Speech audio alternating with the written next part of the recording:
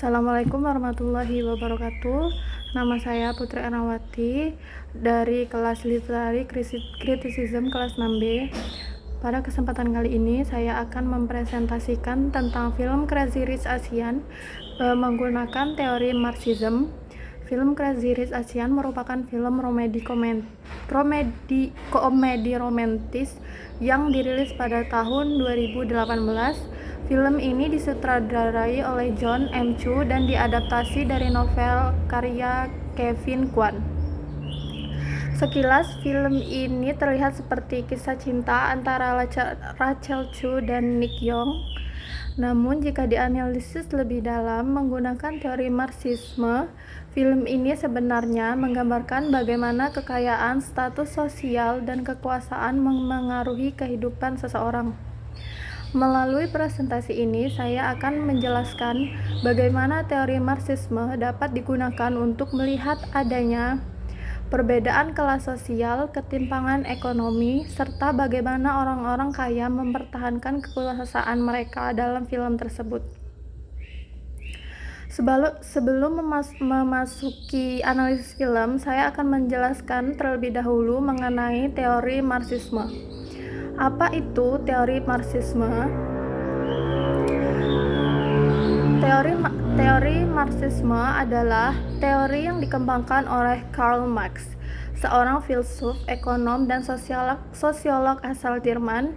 Karl Marx berpendapat bahwa kehidupan masyarakat selalu dipengaruhi oleh kondisi ekonomi.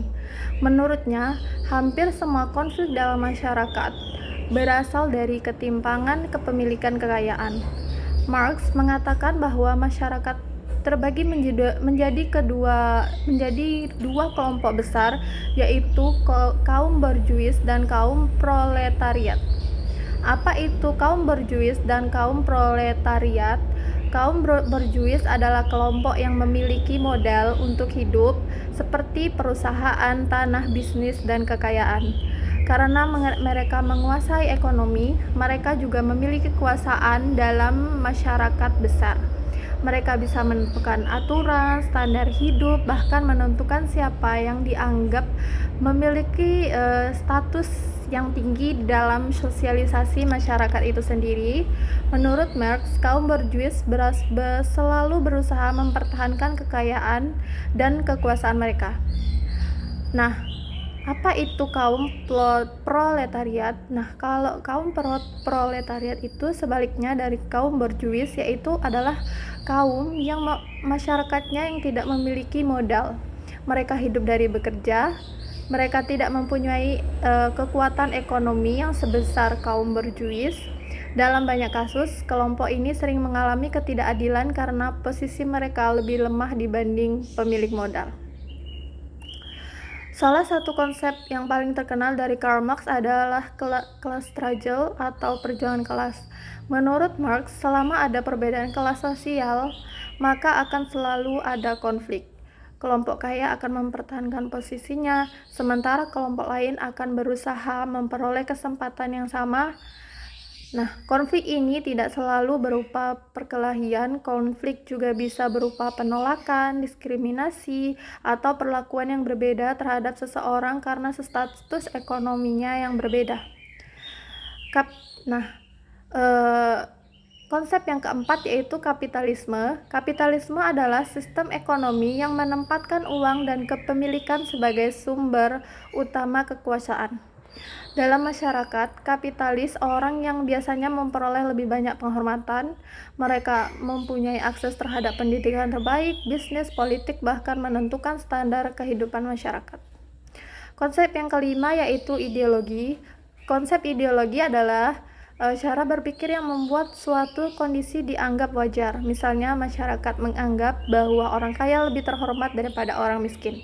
Padahal anggapan tersebut hanyalah hasil dari sistem sosial yang dibangun oleh kelompok yang berkuasa. Nah, selanjutnya yaitu karena kita sudah menjelaskan apa itu teori Marxisme dan konsep-konsepnya, kita akan masuk ke dalam analisis film dari analisis film Crazy Rich Asian dengan teori Marxism. Nah, Yang pertama yaitu keluarga Young atau keluarga yang lelaki sebagai kaum berjuis. Keluarga Young merupakan salah satu keluarga terkaya di Singapura. Mereka memiliki rumah yang sangat mewah, perusahaan besar, aset yang berlimpah, serta pengaruh yang sangat kuat di masyarakat. Selama film berlangsung, kita melihat bahwa semua orang menghormati keluarga Young. Mereka dipandang sebagai keluarga yang memiliki status sosial yang paling tinggi. Di Singapura, bisa dibilang kalau keluarga Young itu keluarga crazy rich atau yang old money. Dalam teori Marxisme, keluarga Young dapat dikategorikan sebagai kaum berjuis, yaitu kelompok yang menguasai kekayaan dan memiliki kekuasaan ekonomi. Nah, tadi seperti yang dibilang Karl Marx tadi, kelompok berjuis bukan hanya menguasai uang, tetapi juga mampu menemukan standar dalam masyarakat. Hal tersebut terlihat dalam film Crazy Rich Asian tersebut, yaitu ketika keluarga Young menentukan siapa yang dianggap pantas menjadi bagian dari keluarga mereka.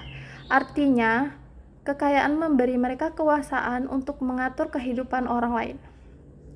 Nah, yang kedua yaitu Rachel Chu sebagai representasi kelas menengah. Nah, Rachel Chu ini berpacaran sama Nick Young tadi yang keluarga berjuis tadi.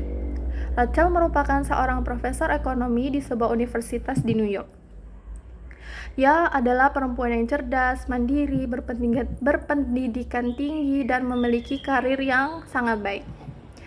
Namun, ketika Rachel yang bertemu dengan keluarga Nick, semua prestasi tersebut seolah tidak dianggap berarti, seolah tidak dianggap tidak pantas gitu.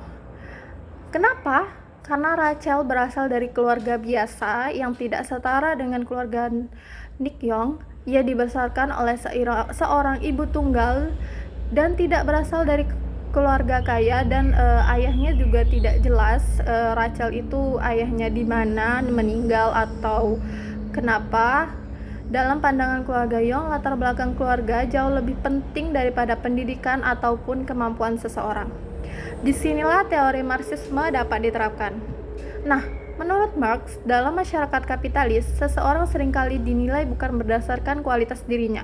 Seperti tadi yang Rachel Chu tadi, padahal Rachel Chu itu dosen, karirnya bagus, berpendidikan tinggi, tapi nggak dianggap pantas. Tetapi Rachel Chu itu dilihat dari kelas sosialnya, dari latar belakang keluarganya oleh keluarga Nick Young tadi. Rachel mengalami diskriminasi bukan karena ia tidak pintar, melainkan karena ia tidak memiliki status ekonomi yang sama dengan keluarga Nick Young. Hal ini menunjukkan bahwa kekayaan menjadi ukuran utama dalam menentukan nilai seseorang. Nah, tokoh berikutnya yaitu Eleanor Young yang terlalu keras mempertahankan ideologi kelas. Eleanor Young adalah ibunya Nick Young. Sepanjang film, Eleanor menolak hubungan Rachel dan Nick. Banyak yang mungkin mengira bahwa Eleanor membenci Rachel secara pribadi.